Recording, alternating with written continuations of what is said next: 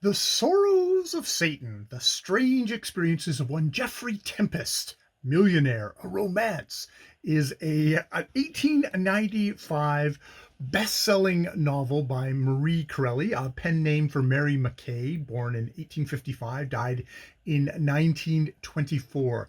This went through 10,000 copy editions. I assume that means it was 10,000 published of.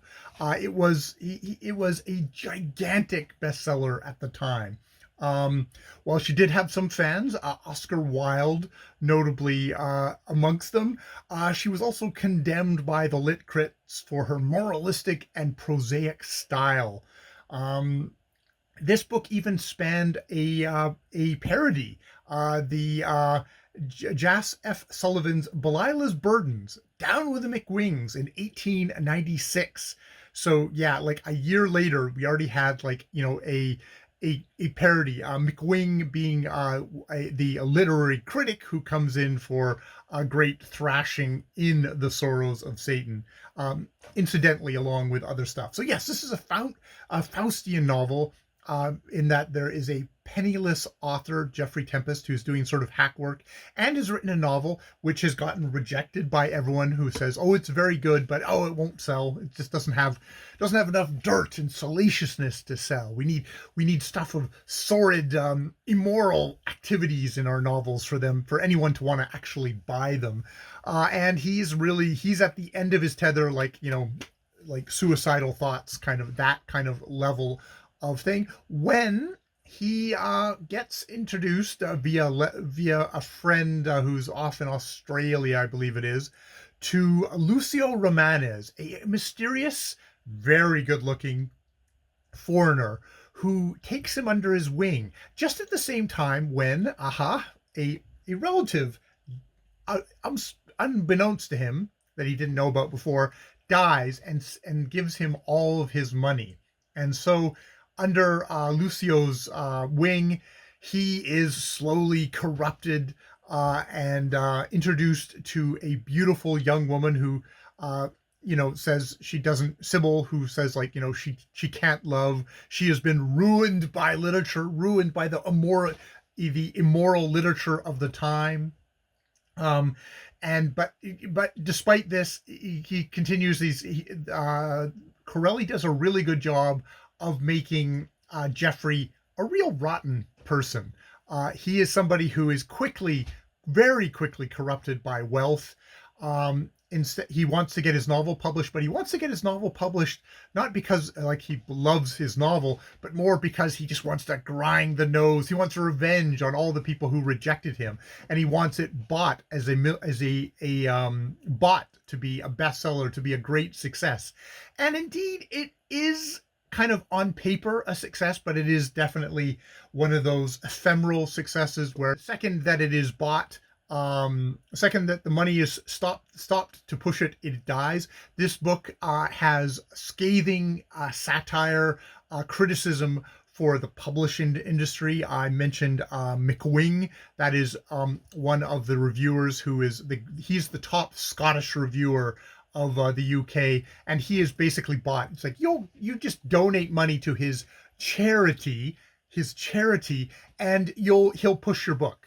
And indeed, this happens, and his book is pushed. Unfortunately, while he buys all the critics and stuff like that, the people who can't be bought are the public, the great public, who no, we don't particularly care about the book. It's getting pushed by all the literary critics, but we don't really give a shit about it. We love Mavis Clare. Mavis Clare is an interesting figure in this book.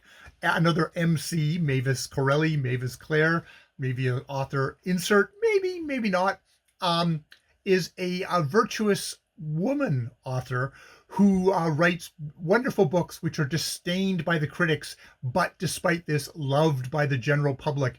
And there definitely being the implication that her books will last forever, while someone like Geoffrey Tempest, who's just bought critics, he's bought momentary fame, but they will quickly disappear.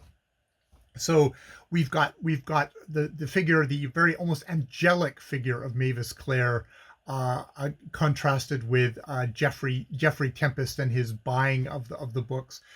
We very much have the kind of the slots of upper class society where it's basically it's all sponging, it's all gambling, it's all debauchery. I think if there's the criticisms of for the book for Maria Corelli are that like her degradation and her sin isn't that fun. It's like we actually kind of he gets the money and we kind of skip over him having fun, like the hookers and blow section of the thing. That's there's no actual hookers and blow. This is a book written in 1895, but we seem to skip over all the sinning and get right to him being miserable afterwards. It's like, well, we don't even get the kind of the fun part. It's like, no, we go right from I got all this money to oh, I'm so tired of all this money and my life is hollow and meaningless. And definitely a thing in this book is that Geoffrey is an atheist, which Lucio Romanes himself is like, oh no, I believe in God, and there's all this kind of dark hinting about how he believes in God, and he seems to have all these memories from the ages beyond, because of course he is Satan. Spoiler alert: he is. This is not. There's no is he or isn't he kind of thing. It's like no, Lucio is Satan in this book. And Mavis Clare is strangely impervious to his charms, which actually pleases Lucio. The Satan in this book is indeed sorrowful because he was angry. He seems to have been angry at God for blessing human beings, these fragile, dumb, sinful creatures with the divine impulse, with the divine soul, being able to choose. And that's, the downfall of Satan. And his punishment for this is that he won't regain, he doesn't get to get into heaven until every single human being has rejected him. Then he can go to heaven. Unfortunately, his sorrow is that he's so good at corrupting stupid human beings. He hates human beings. He really hates women because women should be the holder of morality in a way that somehow guys get off from. It's very much there's a Dickens thing of kind of the angel of the house of the woman is supposed to be the one who holds all the goodness and grace and love for a house.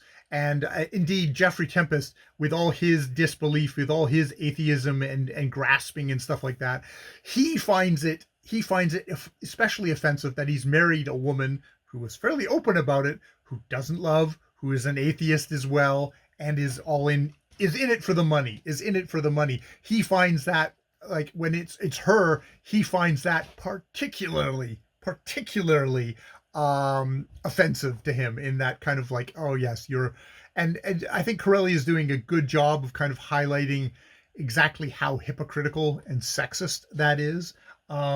There's also, you can definitely see that Corelli is like, I've been a female working in the writing field where I'm looked down upon at all times because that I am a female. Now, Corelli definitely, like the Mavis Clare character is somewhat hard to take, especially when you can't help but really think this is at least a very idealized version of what she would like to be, of the saintly best-selling author. It's a little hard to take. She also has a tendency to really kind of go on. This book is 412 pages. I feel like it could have been a lot shorter. It's like it could get to the point a lot quicker. That said, it's also kind of was an enjoyable, engaging read, even though um at the end, Geoffrey, it's a moralistic book, learns the errors of his way, but in a way that it's like, okay, well, he didn't really earn any of this. It's like, yes, you're going to stop being an atheist when the devil says, hi, I'm the devil. I'm giving you a little insight glimpse before you die, that I'm the devil, so hey, there must be a god. It's like, it's rather a kind of a it seems like a cheat. Like, if it's a cheat that we don't get to see all the kind of the sin and degradation and enjoying like what the attractions of all the sin might be at the beginning, it's also a bit of a kind of a strange chopping off of things that at the end he doesn't truly learn through his own kind of agency to become a better person. He's basically just sort of given by Satan. It's like, hey, better shape up because I'm Satan. It's like, well, okay, well then, you know, it's that kind of thing of, and there's also just the thing of like, okay, if you're an atheist, that means you can have no morality, you can have no caring for fellow human beings, which, you know, as an atheist, I kind of take it personally. I think living a moral life is something, a good life, one where you're actually treat fellow human beings with dignity and respect, is something that you can do even if you don't happen to believe in God or anything like that. And this book does not push me anywhere to kind of questioning that belief. That you know, it's very much a religious person's view of an atheist, which you know, shows kind of a fundamental lack of respect for that, and kind of a fundamental lack under misunderstanding of of I don't think your decency is particularly comes from your belief in a deity. I don't think I that's that you know, if you felt like if you didn't believe in God tomorrow, would you start murdering and killing and being vicious and mean to everyone? It's like, well, that doesn't say. I that does that make sense to anyone? I doesn't make sense to me. So yes, I did enjoy this book. It's interesting because I'm reading in this time period from 1890 to 1910. It's my 1901 project, and I wanted to kind of like engage with one of these books. It's so-called moralistic books that was popular at the time. So, and I can see why this was popular. It is engaging. It is fun to read. I think Corelli does a really good job of making Geoffrey a arrogant, uh, mean person, even if I don't particularly agree where the source of that arrogance and meanness comes from. I don't think that actually comes from his atheism. I think there's other things that are involved in that. This genuine selfishness. I think you can have very selfish religious people. Yeah. So that's my thoughts on The Sorrows of Satan by Marie Corelli. More videos later.